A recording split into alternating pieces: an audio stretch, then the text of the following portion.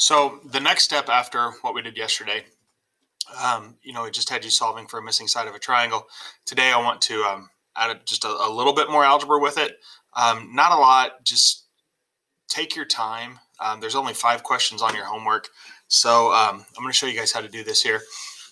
You need to be able to set up a proportion just like we did yesterday. The solving of it's going to be a little bit different though because of this bigger expression here, but the general idea is still the same. Okay, so I always start, again, I start building my proportion with the variable section I'm looking for. So I've got an 11x minus 7, that's UC. So UC is going to match up with CE in the other triangle. So I'm going to put that over 112. Okay, so I've used up this one, I've used up this one, and then my other proportion, I need to start out with the 50 because that's how I started out this ratio. So I'm going to do 50 over 80.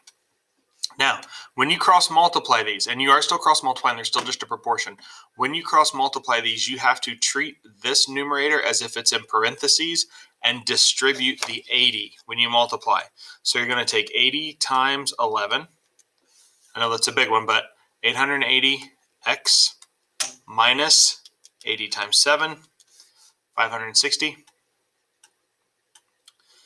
equals 50 times 112, 5,600. Okay, and then you just keep, once you get that distributed and you get this kind of like nice little 2-step equation, for those of you that had me for algebra, we were solving these first or second day of school this year. So you're going to add 560 to both sides.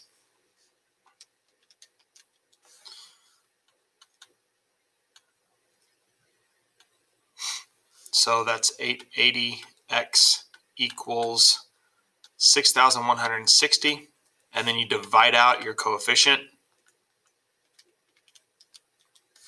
I got x to be 7.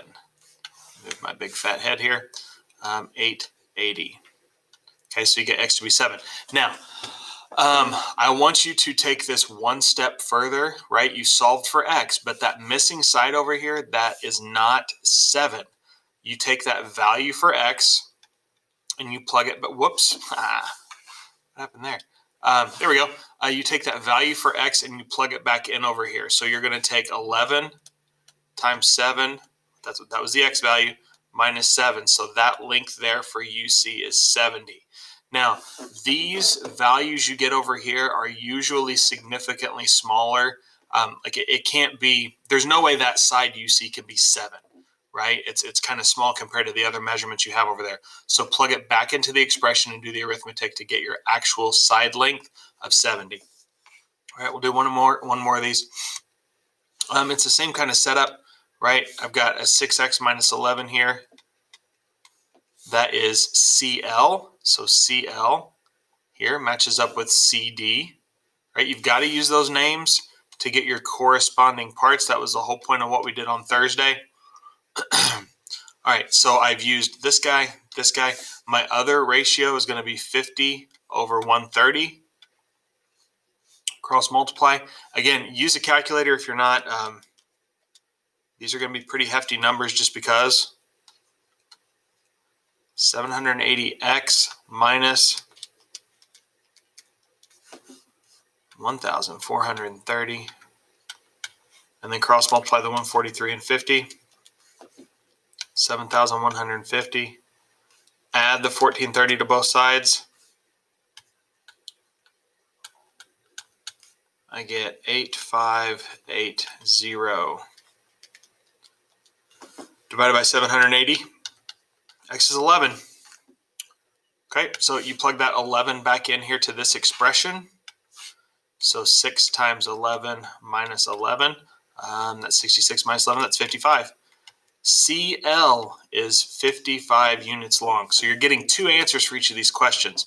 You're getting a value for the X, and then you plug it back in and you get an actual length of that side. So your homework, you've got one of these problems, and the first question is, hey, what's the X? And then you plug it back in, and then the second question is, what's the actual length of the segment?